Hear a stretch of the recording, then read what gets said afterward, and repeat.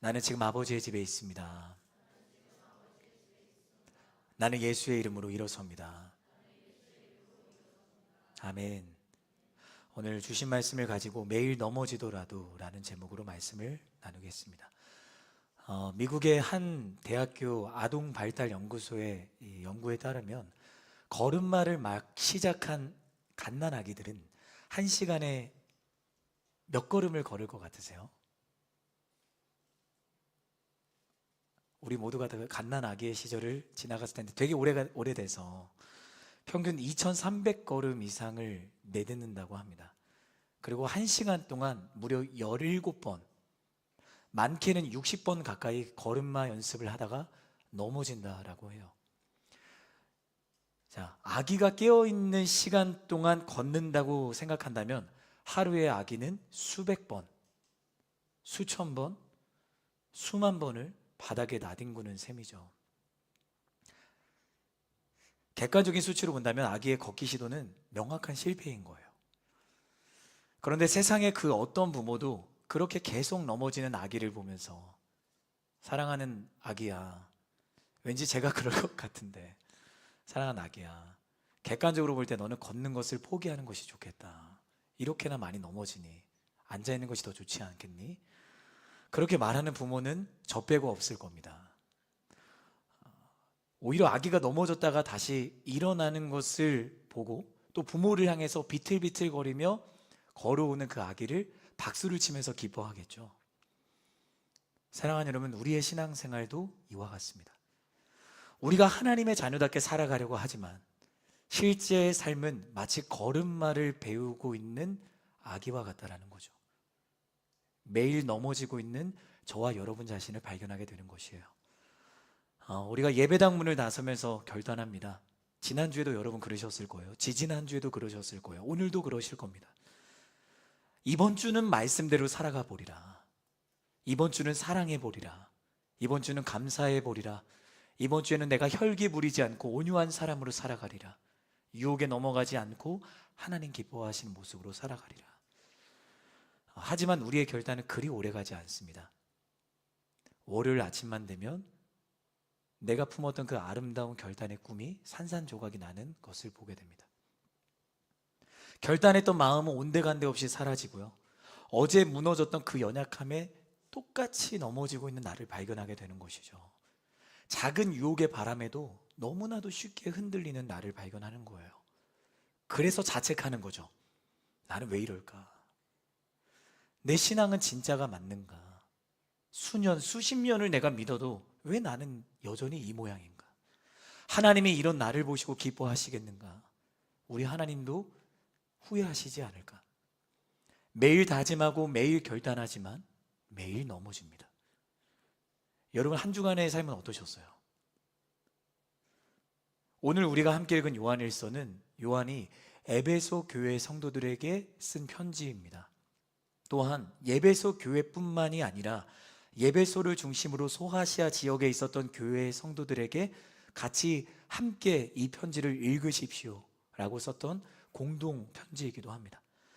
요한일서가 기록될 당시 교회는 안과 밖으로 커다란 위기를 맞이하고 있었습니다. 밖으로는 로마의 무자비한 핍박이 있었고요, 안으로는 영지주의라는 이단이 침투해서 이 성도들의 신앙을 병들게 했던 것입니다. 이 영지주의자들은 이러한 모토를 가지고 그들이 이원론을 주장했다라고 해요. 영적인 것은 선하고 눈에 보이는 육체는, 몸은 악하다. 그래서 예수님이 사람의 몸을 입고 오신 것을 부정했던 거죠. 더 나아가 우리의 영혼은 이미 구원을 받았으니까 우리가 이 몸을 갖고 짓는 죄는 아무런 상관이 없다. 마치 우리가 오늘을 살아가고 있을 때 구원파가 주장하는 수많은 이단들이 주장하는 것과 전혀 다르지 않는 것입니다. 그러다 보니까 죄를 가볍게 여기며 도덕적인 방종을 부추겼던 거죠. 이러한 거짓된 가르침에 빠진 성도들은 예배는 드리지만 삶에서는 세상 사람들과 똑같이 은밀한 죄를 짓고 욕심을 따라서 살아갔어요. 영적인 무기력과 침체 속에 살았고요, 도덕적인 타락과 서로를 향한 미움과 정죄와 분열이 교회 공동체 안에 가득했습니다. 여러분, 얼마나 어둡습니까? 얼마나 암울한 시대였습니까? 이 에베소 교회가 있었던 시대가 사실 오늘의 시대와 너무나도 많이 닮아 있는 거죠. 세속적인 가치관과 죄에 젖어 있는 문화와 타협하면서 세상과 양다리 걸치며 미지근하게 신앙생활 하고 있는 사람들의 모습과 너무나도 닮아 있는 겁니다. 여러분을 축복합니다. 여러분, 세상과 양다리 걸치며 믿음을 갖고 살아가지 말기를 주님의 이름으로 축복합니다. 미지근하게 신앙생활 하지 말기를 바랍니다. 요한은 핍박과 그리고 안에서의 그 영지주의의 유혹, 그리고 죄와 타협하며 영적인 무기력함에 빠진 성도들을 향해서 그가 나이가 들어있는 노인이었지만 떨리는 손으로 펜을 들고 요한일서라는 편지를 썼던 것입니다. 오늘 본문 속에 담긴 세 가지의 영적인 메시지를 나누고 싶습니다. 이 말씀을 통해서 저와 여러분의 삶과 신앙을 점검하기를 바랍니다. 점검할 뿐만 아니라 우리가 죄와 타협하는 것을 멈추고 죄와 싸우는 주님을 따라가는 제자의 삶이 시작되기를 예수님의 이름으로 축복합니다. 우리 첫 번째 메시지입니다. 함께 따라해 주시겠어요? 증명하지 말고 교제하라. 오늘 보면 3절과 4절의 말씀을 함께 읽겠습니다. 시작.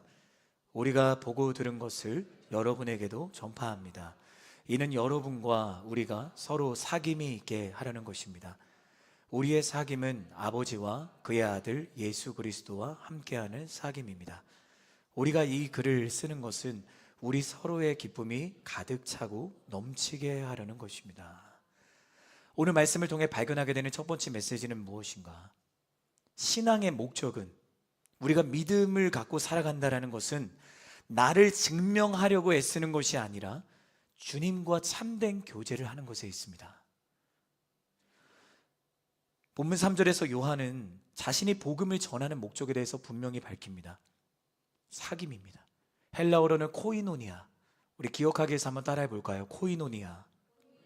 이 코이노니아라는 헬라어를 쓰는데 이 사귐이라는 것은 단순한 그냥 교제를 의미하는 것이 아닙니다. 생명을 공유하고 삶을 공유하는 그런 깊고 유기적인 연함을 말하는 것이에요. 옆에 있는 지체 간의 풍성한 교제를 말하는 것이고, 우리의 아버지가 되시는 하나님과 이 땅에 오셔서 우리를 위해 십자가에 죽으시고 다시 부활하신 주님과 교제하는 것, 그것이 바로 요한이 얘기했던 사귐입니다. 그러나 오늘 난 너무나도 많은 사람들이 성과주의와 계약 관계 속에서 살아가는 거예요. 기브 앤 테이크, 조건부 모습으로 그들이 살아가는 거죠. 성과를 내야만, 실적을 내야만 그 사람의 존재 가치가 증명이 되는 거예요. 쓸모가 있다, 쓸모가 없다, 그 쓸모 없음의 유무가 실적과 성과로 구분되는 것입니다. 작게는 우리가 이용하는 넷플릭스나 유튜브 프리미엄 같은 그 구독 서비스는 결제가 멈추면 우리는 회원의 자격을 잃어버리는 거잖아요. 그게 우리가 살아가고 있는 세상이라는 거예요. 문제는 우리가 하나님과의 관계를 이렇게 생각한다는 거죠. 하나님과의 관계조차 이런 구독 서비스나 계약처럼 오해한다는 거예요. 내가 하나님께 구원을 받았으니 구원받은 자녀답게 내가 이 정도는 해야 되지 않는가? 내가 오늘 말씀을 들었으니 말씀에서 선언하는 대로 내가 이거를 해야 하나님의 자녀다운 것이 아닌가? 율법주의와 의무감 속에서 살아가게 되는 거죠. 이걸 지키면 나는 자유하지만 이걸 지키지 못하면 부채의식 속에 살아가게 되는 거예요. 은연중에 내가 큐티를 매일 하고 주의를 지키고 죄를 짓지 않은 성과를 내야만 하나님과의 관계가 괜찮다라고 믿는 거죠. 그러다가 죄를 짓고 넘어지는 순간에 도망치는 겁니다. 마치 결제가 연체되어서 서비스가 끊긴 사람처럼, 혹은 실적을 채우지 못해서 해고당할 위기에 처한 직장인처럼 내가 하나님과 관계하며 살아가지만 불안과 두려움 속에 살아가게 되는 것입니다. 그러다 보면 결국에는 내가 예배의 자리로부터 도망치는 거죠. 회피하는 것입니다. 성경에서 이러한 회피를 가장 원초적으로 보여주는 인물이 한 사람이 있습니다. 아담입니다. 아담은 선악과를 따먹고 죄를 짓자마자 어떻게 합니까? 하나님과의 언약을 깨뜨렸다는 그 수치심과 자신의 벌거벗음이 두려워서 무화과 나무 뒤에 숨습니다.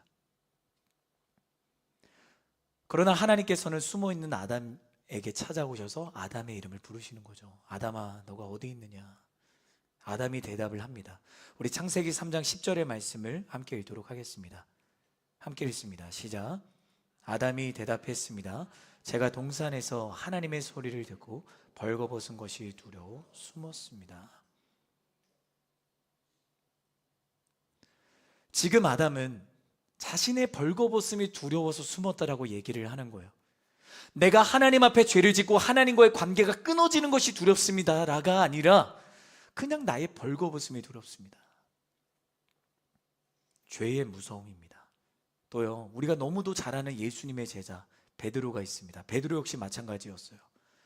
베드로는 자신의 결단과 열심으로 주님과의 관계에 아무런 문제가 없다라고 생각을 했어요. 그런데 무너진 거죠. 제자들이 모두가 주님을 버려도 나는 주님을 버리지 않겠습니다 라고 베드로는 호언장담을 하면서 자신의 의지와 충성심을 주님과의 관계를 유지하는 담보로 삼았습니다. 하지만 결국에는 주님을 3번이나 모른다 했고 결국에는 주님을 저주하기까지 합니다. 그렇게 영적으로 실패를 경험한 베드로는 깊은 절망감과 침체감 속에 허덕이다가 결국에는 하나님께서 그를 부르셨던 이전의 어부의 모습으로 돌아가게 되는 거죠. 그래서 갈릴리 바닷가로 도망치는 거예요. 왜? 자신이 더 이상 제자라는 타이틀을 유지할 자격이 없다라고 생각했기 때문이에요. 나는 주님을 사랑하고 주님을 따라가는 제자라고 생각을 했는데 내가 이렇게 주님을 부인하고 주님을 저주하는 것을 보니 나는 주님을 따라가는 제자가 될 수 없겠다. 사랑하는 여러분, 우리가 예수님을 믿는다는 것은 무엇입니까? 우리가 절대 넘어지지 않는 슈퍼맨이 된다라는 뜻일까요? 아닙니다. 복음은 내가 넘어졌을 때 내 모든 수치와 실패를 가지고 돌아갈 영원한 아버지의 품이 생겼다라는 것을 의미하는 거예요. 내가 넘어져도 수치를 겪어도 실패를 당해도 그럼에도 돌아갈 아버지의 품이 영원하다. 여러분, 이것이 복음입니다. 요한은 이어지는 4절 말씀에서 우리가 이것을 쓰는 것은 우리 서로의 기쁨이 가득 차고 넘치게 하려는 것이다 라고 선언을 합니다. 자, 이것이 우리에게 무엇을 말해줍니까? 우리의 기쁨은, 우리의 감사함은 내가 오늘 하루 죄를 짓지 않고 완벽하게 살았다는 자기 의와 성취에서 비롯되는 것이 아니라는 것입니다. 오늘도 나는 흔들리고 무너지고 또 실패하지만 또 사랑 없는 나의 연약함을 발견하지만 그럼에도 나를 변함없이 사랑하시는 하나님, 그 하나님이 나와 함께 하시기에 기쁩니다. 감사합니다. 그렇게 고백하는 사람이 복음을 느끼며 살아가는 믿음의 사람이라는 겁니다. 저는 여러분에게 그 기쁨이 가득하기를 예수님의 이름으로 축복합니다. 여러분의 영혼에게 늘 질문을 하셔야 돼요. 나에게 그 기쁨이 있는가? 일희일비하는 삶 속에 내가 반복되어 살아가고 있지는 않는가? 하나님이 주시는 기쁨은 변하지 않습니다. 그 기쁨을 누리는 저와 여러분이 되기를 예수님의 이름으로 축복합니다. 성경은 처음부터 끝까지 이것을 증언하고 있는 거예요. 에덴 동산에서 죄를 짓고 숨어버린 아담에게 하나님, 너 반드시 죽을 거라고 말씀하셨지만 아담 죽지 않았어요. 오히려 아담이 있는 동산에 찾아오셔서 아담아, 너가 어디 있느냐? 제자의 자리를 버려두고 옛 어부의 삶이 있던 갈릴리를 바다로 도망쳤던 베드로였지만 주님은 베드로가 있는 바닷가로 찾아오셔서 베드로야, 물고기를 좀 잡았니? 잡은 것이 없습니다. 배 오른편에 그물을 던지라. 그물이 찢어질 정도로 하나님은 기적을 행하시고 결국에는 베드로에게 따뜻한 떡과 생선을 구워 아침을 차려주시는 거예요. 여러분, 우리의 기쁨은 나의 완전함에 있지 않습니다. 우리 함께 따라합시다. 우리의 기쁨은 나의 완전함에 있지 않습니다. 우리의 기쁨이 여러분의 완전함이 있지 않음을 여러분 인정하시기를 바랍니다. 우리는 완전할 수가 없습니다. 우리가 주님과의 사귐 안에 거할 때 비로소 우리는 기뻐할 수가 있는 거예요. 저와 여러분이 주님 안에 거하기를 예수님의 이름으로 축복합니다. 그러면 기뻐할 거게 돼요. 저는 여러분이 그 기쁨을 느꼈으면 좋겠어요. 그 기쁨을 안고 예배의 자리로 오셨으면 좋겠어요. 내가 예배하는 가운데 그 기쁨이 있는가? 목사님 없는데요? 그럼 여러분 오히려 이렇게 여러분의 삶을 점검하셔야 되는 거예요. 내가 이 예배당에서만 예배하고 있지는 않는가? 내 일상의 자리에서, 삶의 자리에서 내가 하나님을 만나는 예배의 자리가 있는가? 있다면 여러분은 기쁜 하루를 살게 될 것입니다. 그 기쁨을 안고 예배의 자리에 오게 될 것입니다. 그리고 그 기쁨으로 순모임 가운데 나누게 될 것이에요. 그럼 여러분의 가정이 기쁨의 가정이 될 것이고, 여러분이 있는 일터와 학교가 여러분을 통해 기쁨을 경험하게 될 것을 믿습니다. 이곳에서만 예배하려고 하지 마세요. 여러분의 삶 속에서 예배하기를 바랍니다. 우리 두 번째입니다. 함께 따라 합시다. 영적 위선을 벗어버리라. 첫 번째는 우리가 증명하지 말고 교제하라였고, 두 번째는 영적 위선을 벗어버리라. 우리 5절과 6절 말씀을 한 번 더 읽어볼까요? 5절부터 같이 읽겠습니다. 시작. 우리가 그리스도에게서 듣고 소식은 이것입니다. 곧 하나님은 빛이시니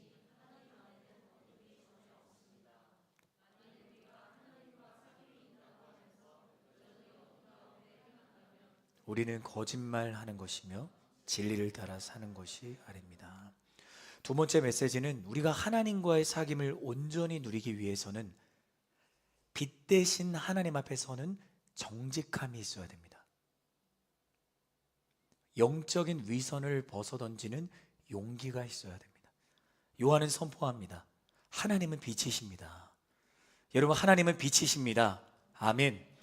여러분, 빛이 임할 때 어둠은 물러가게 됩니다. 빛은 어둠 속에 감춰져 있는 모든 것을 드러냅니다. 빛 대신 하나님 앞에 어둠은 힘을 잃습니다. 하나님 앞에 어둠이 서 있을 곳은 아무 데도 없습니다. 여러분, 하나님 앞에 서기를 바랍니다. 이 예배의 자리는 빛 대신 하나님 앞에 서는 자리입니다. 주님, 내 안에 있는 모든 어둠들, 빛으로 오신 주님 오셔서 내 모든 어둠들을 물러가게 하여 주옵소서.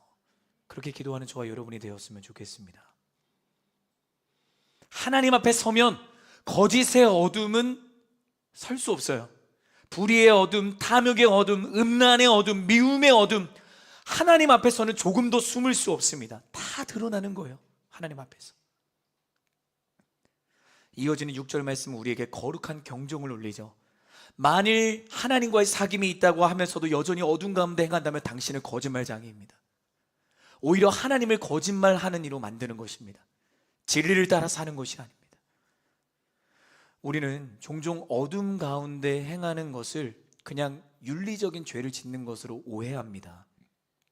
만약에 어둠 가운데 행하는 것이 죄를 짓는 행위 자체라면 이 세상의 어둠 속에 있지 않는 사람은 아무도 없을 것입니다. 요한이 말하는 어둠 가운데 행한다는 것은 죄를 짓는 것보다 더 심각한 죄예요. 저를 보세요. 요한이 말하는 어둠 가운데 행한다는 건 나의 죄와 나의 연약함을 인정하지 않고 빛 대신 하나님 앞에 내 안에 있는 아주 조그만 죄도 다 드러나게 될 것인데, 그것을 숨기며 마치 내가 의로운 사람처럼 여기는 것, 어쩌면 그것이 가장 심각한 죄인 거예요. 저는 여러분에게 그 죄에 대한 찔림이 있기를 예수님의 이름으로 축복합니다. 복음은 부족한 설교자를 통해 선언되는 말씀 속에 우리는 죄인이고 하나님의 은혜가 없이는 우리는 단 한순간도 의로울 수 없는 사람이고, 말씀은 우리에게 부딪혔을 때 그것이 성령의 검이 되어 우리 안에 있는 모든 죄의 폐부를 찌르는 것입니다. 그리고 그 죄를 고백하며 다시 하나님께로 돌아가는 그 삶, 그 삶이 주님이 기뻐하시는 삶을 여러분 기억하시기를 바랍니다. 건강검진을 받으러 한 사람이 병원에 가서 MRI 장비 안에 들어가는 거예요. 기계가 돌아갑니다. 그리고 그의 몸을 투사하는 강력한 빛이 그의 몸속 깊숙이 감춰져 있던 모든 그 것들을 화면에 띄우기 시작하는 거예요. 겉으로 보기에는 멀쩡해 보이고 아무 문제가 없다고 생각을 했는데 그 사람 안에 악성 종양이 자라고 있는 거죠. 의사가 그것을 보고 이야기를 합니다. 당신 몸 안에 악성 종양이 있습니다. 그것을 수술해야 됩니다. 자, 그렇게 말할 때 그 사람이 취할 수 있는 반응은 두 가지입니다. 첫 번째는 나는 멀쩡한데요, 나는 건강한데요, 그 사실을 부정하고 병원 밖을 뛰쳐나가는 겁니다. 이것이 바로 6절이 말하는 어둠 가운데 행하는 것이에요. 사랑하는 여러분, 하나님이 말씀을 통해 여러분에게 찾아오셔서 말씀하실 때 여러분의 연약함을 인정하기를 주님의 이름으로 축복합니다. 두 번째는 내가 너무 좌절이 되고 너무 참담하지만 내 질병을 인정하고 의사에게 내 몸을 맡기고 수술대 위에 눕는 거예요. 나는 나의 참된 의사가 되시는 하나님을 신뢰하는가? 하나님께 나의 삶을 온전히 맡기고 있는가? 여러분, 교회 공동체는요, 예배의 자리는 나는 이렇게 거룩하게 잘 살고 있습니다, 나는 아무 문제가 없습니다를 자랑하는 그런 패션쇼의 런웨이 같은 자리가 되어서는 안 되는 것입니다. 우리 따라합시다. 교회는 종합병원입니다. 우리 모두가 다 환자인 거예요. 우리 모두가 다 아픈 사람인 거예요. 주님, 내가 또 넘어졌어요. 제 안에 선한 것이 없습니다. 저를 불쌍히 여겨주십시오. 그렇게 고백하는 자리가 교회 공동체이고 예배의 자리인 겁니다. 매일 넘어지는 우리 자신을 종교적인 열심과 가면으로 포장하려고 여러분 애쓰지 마세요. 괜찮은 척, 거룩한 척하는 그 위선의 가면을 벗어던지세요. 하나님은 죄 한 번 짓지 않은 완벽한 사람 찾으려고 이 땅에 오지 않으셨어요. 나는 죄인을 부르러 왔노라. 깨어지고 상한 심령을 가지고 빛 가운데로 나오는 그 정직한 한 사람, 그 한 사람을 찾으시는 것이 하나님의 마음이고 시선임을 여러분 믿으시기를 바랍니다. 우리의 병을 인정하고 우리의 참된 의사가 되시는 하나님께 우리의 삶을 맡겨드리며 이 예배의 자리에서 하나님의 고치시는 손길을 경험해야 되는 것입니다. 여러분, 주님이 들려주신 바리새파 사람들과 세리의 비유를 아세요? 예루살렘 성전이 있어요. 바리새파 사람은 모든 사람들이 남부러할 그런 지식을 갖고 유대 종교 지도자였어요. 그래서 그는 변함없이 성전으로 올라가면서 당당하게 성전 안에 딱 서서 나는 일주일에 이 정도 신앙생활을 하고 나는 이렇게 11조를 많이 드렸고 나는 하나님께서 기뻐하시는 사람으로 살았습니다. 하나님, 나 잘했죠? 그 뒤에 세리가 찾아옵니다. 세리는 계단조차도 올라가지 못하고 멀찍이 서서 하늘을 바라보지도 못하고 고개를 떨구고 하나님 앞에 이렇게 기도하는 것입니다. 하나님, 나는 죄인입니다. 나를 불쌍히 여겨주십시오. 주님은 바리새파 사람의 기도가 아니라 세리의 기도를 기뻐하셨습니다. 여러분, 스스로 병들지 않았다고 믿는 사람에게는 의사가 필요 없습니다. 우리 가슴에 손을 얹고 고백합시다. 주님, 다시 한 번 더, 주님, 나는 주님이 필요합니다. 나는 주님의 손길이 필요합니다. 이렇게 고백하는 저와 여러분이 되기를 예수님의 이름으로 축복합니다. 주님은 그 세리의 마음을 받으시는 거예요. 저와 여러분에게 그 세리의 마음이 있기를 예수님의 이름으로 축복합니다. 우리에게는 정직한 빈손이 있는가? 저와 여러분에게 정직한 빈손이 있는가? 그 빈손을 하나님은 그분의 은혜로 채워주실 것입니다. 세 번째입니다. 같이 한번 따라해 보겠습니다. 넘어지더라도 괜찮다. 우리 7절 말씀을 함께 읽겠습니다. 시작. 그러나 하나님께서 빛 가운데 계신 것처럼 우리가 빛 가운데 행하면 우리에게는 서로 사귐이 있고 하나님의 아들 예수의 피가 우리를 모든 죄에서 깨끗하게 해주십니다. 세 번째, 마지막의 영적인 메시지는 오늘 말씀의 가장 핵심이고 복음의 절정입니다. 우리가 나의 죄를 인정하고 고백하며 빛 가운데 정직하게 나아갈 때 예수 그리스도의 피로 우리를 씻어주신다는 놀라운 회복의 약속입니다. 우리 7절 말씀을 주의 깊게 한번 봅시다. 우리가 빛 가운데 행한다는 것은 죄를 짓지 않는 완벽한 상태가 아닙니다. 만약 빛 가운데 행하는 것이 죄가 전혀 없는 상태를 의미한다면 예수님의 피는 필요가 없습니다. 애초에 씻어내야 될 죄가 없기 때문이죠. 즉 요한이 말하는 빛 가운데 행하는 삶이란 죄를 짓지 않는 삶이 아닙니다. 내가 어쩔 수 없는 죄인임을 인정하고 넘어질 때마다 그 죄를 숨기지 않고 빛이신 하나님 앞으로 들고 나아가는 삶, 그 삶이 빛 가운데 행하는 삶이라는 거죠. 여러분, 우리가 그렇게 나의 추악함과 연약함을 있는 그대로 드러낼 때 무슨 일이 우리의 삶에 일어납니까? 예수님의 보혈이, 주님의 피가 우리를 모든 죄에서 깨끗하게 하시는 것입니다. 헬라어를 보면요, 깨끗하게 하신다, 이렇게 번역된 동사가 현재 시제로 쓰였대요. 이것이 우리에게 무엇을 말해줍니까? 지금도 변함없이 주님의 피가 우리를 씻어주신다라는 거예요. 사랑하는 여러분, 주님의 보혈을 의지하여 예배하기를 예수님의 이름으로 축복합니다. 작은 웅덩이에 오물을 던지면 금세 그 물은 오물로 오염되잖아요. 하지만 엄청나게 쏟아지는 폭포수 아래에 오물을 두면 그 오물은 사라집니다. 폭포수가 그것을 씻어내고 삼켜버리는 것입니다. 주님의 보혈이, 하나님의 은혜가 그 폭포수와 같은 것임을 여러분 믿으시기를 바랍니다. 매 순간 우리의 연약함을 덮으시는 마르지 않는 폭포수, 하나님이 그 예수의 피로 우리를 씻어주시는 겁니다. 우리가 죄의 유혹에 빠져서 길을 잃어버릴 때 저는 여러분이 예배의 자리로 나와서 주님의 보혈을 의지하며 기도하는 자 되기를 예수님의 이름으로 축복합니다. 그렇기 때문에 우리에게는 회개의 자리가 있어야 돼요. 저와 여러분의 예배의 자리에 회개의 자리가 안전하게 서 있기를 주님의 이름으로 축복합니다. 회개가 없다면 그 예배는 안전할 수 없습니다. 회개는 단순히 후회하거나 눈물을 흘리는 것이 아니에요. 회개란 어둠을 향해 내달리던 내 삶의 방향을 다시 꺾어서 하나님을 향해 달려가는 가장 적극적이고 치열한 순종인 거예요. 내 삶의 회개가 빠져버리면 회개 없는 인생은 무너집니다. 나의 죄를 하나님 앞에 고백하고 돌이키는 회개가 없는 신앙은 기초부터 무너져 내리게 되는 거예요. 사랑하는 여러분, 회개 없는 예배는 종교적인 의식으로 전락할 수밖에 없는 거예요. 저와 여러분의 예배의 자리에 회개가 없다면 오늘 이 자리에서 회개가 다시 회복되기를 주님의 이름으로 축복합니다. 내가 하나님을 사랑한다라고 말하면서도, 내가 주님을 예배하는 인생이라고 말하면서도 여전히 내 안에 있는 죄를 향한 내 안에 그 간절한 기도가 없다면 우리는 하나님 앞에 다시 돌아가야 되는 거예요. 회개의 자리가 회복되기를 주님의 이름으로 축복합니다. 하나님의 기뻐하시는 예배는 상한 심령의 예배자이다. 내가 십자가 앞에서 나의 연약함과 죄를 고백하는 마음을 드려야 된다.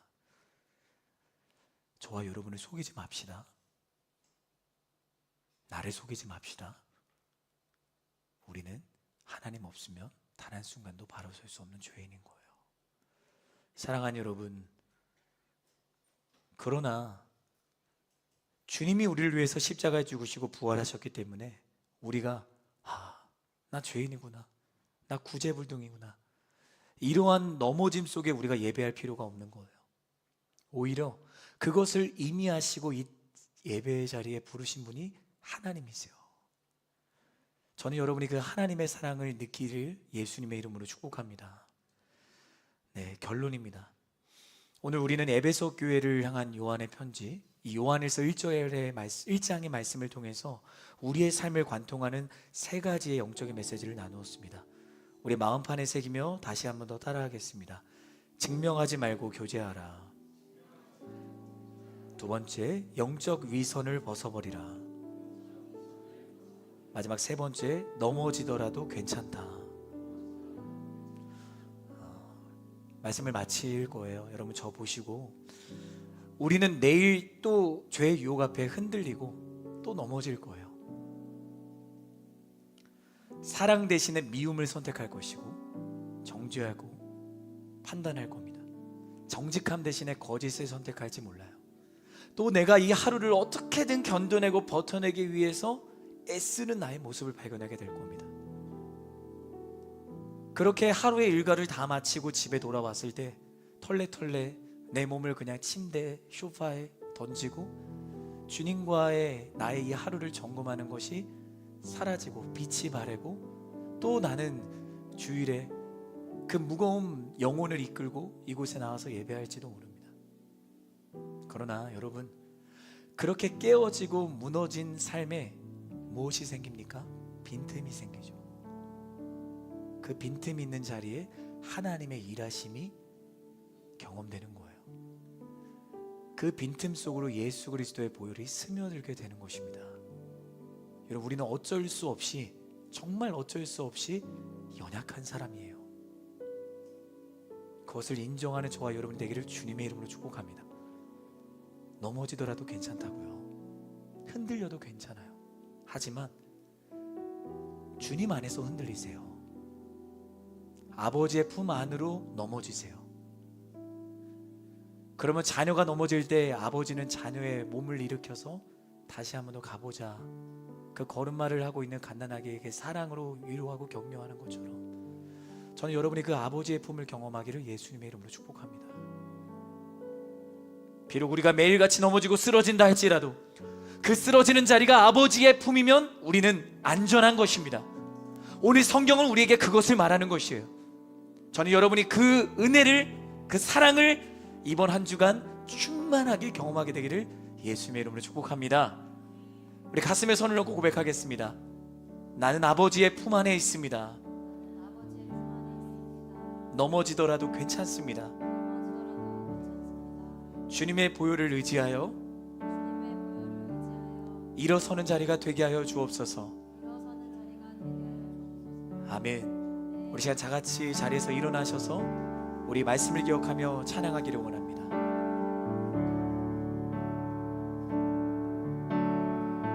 우리 가슴에 손을 얹고 고백합니다. 나의 사랑, 나의 사랑,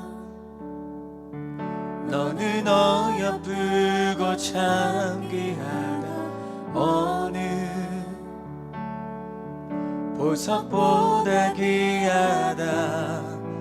내가 사랑스럽지 않을 때 너를 온전히 사랑하고 너와 함께하려 내가 왔노라.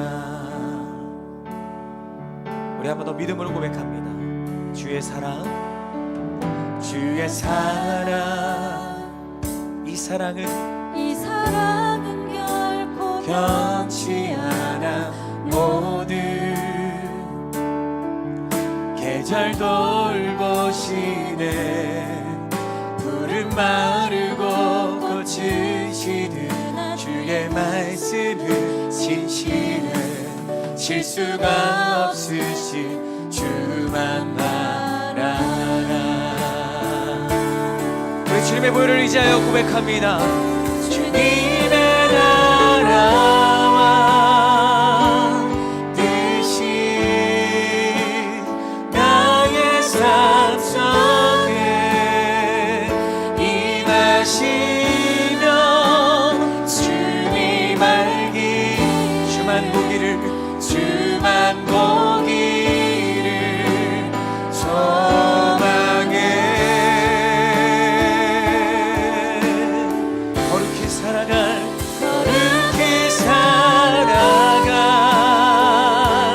힘과 두려움 없는 믿음 주신 나의 하나님, 완전한 사랑 찬양해. 한 번 더 주님의 나라와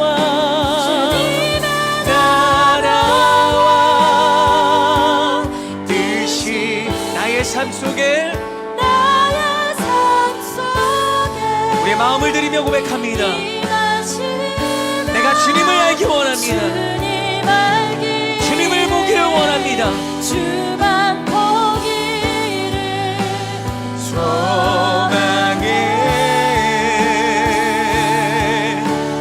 거룩히 살아가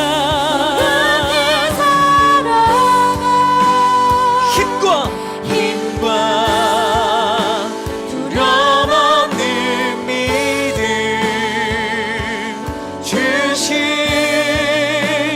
나의 하나님 완전한 사랑 찬양해 우리 할 수 있는 그 마음을 다해 두 손을 높이 들고 고백합니다.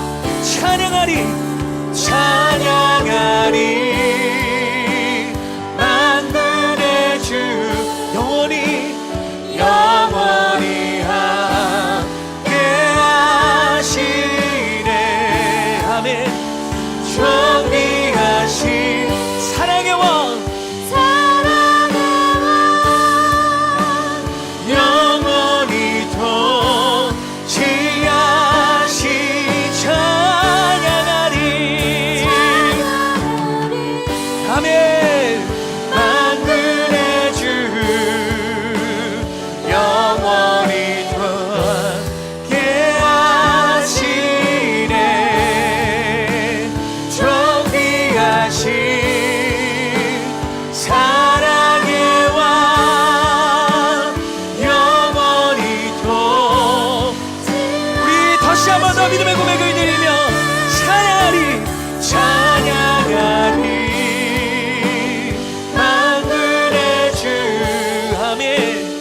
영원히 함께 하시네. 존귀하신 사랑의 왕 영원히 통치하시네. 주님의 나라와 뜻이 나의 삶 속에 임하시며 주님 알기를 주만 보기를 여러분 거룩한 가의 마음을 가지고 찬양하십시오. 내 오나 찬양할지어다. 거룩히 살아가 힘과 두려움 없는 믿음 주신 나의 하나님 완전한 사랑 찬양해. 우리 시간 말씀을 기억하며 기도하기를 원합니다. 사랑하는 주님, 내가 이곳에서 다시 한 번 더 주님을 만나게 하여 주옵소서. 언제부터인가 기계적으로 신앙생활을 하고 내 안에 지울 수 없는 부채의식 속에 내가 이 예배 자리에 서 있다면 하나님이 이런 나를 사랑하실까? 하나님이 이런 나와 함께 하실까? 여러분 그렇지 않거든요. 복음은 단 한순간도 우리에게 내가 너를 변함없이 사랑한다라고 선언하시는데 우리가 세상의 가치관과 나의 못난 모습에 집중하니까 복음이 복음처럼 우리에게 들려지지가 않는 거예요. 저는 이 예배의 자리에서 여러분이 복음을 다시 듣기를 예수님의 이름으로 축복합니다. 주님을 만나는 기도의 자리가 되게 하여 주옵소서. 우리 가슴에 손을 얹고 우리 주님의 이름 한번 외치고 주님 나를 만나 주옵소서. 주님 나에게 찾아와 주옵소서. 우리 시간 함께 선포하며 기도합시다. 주여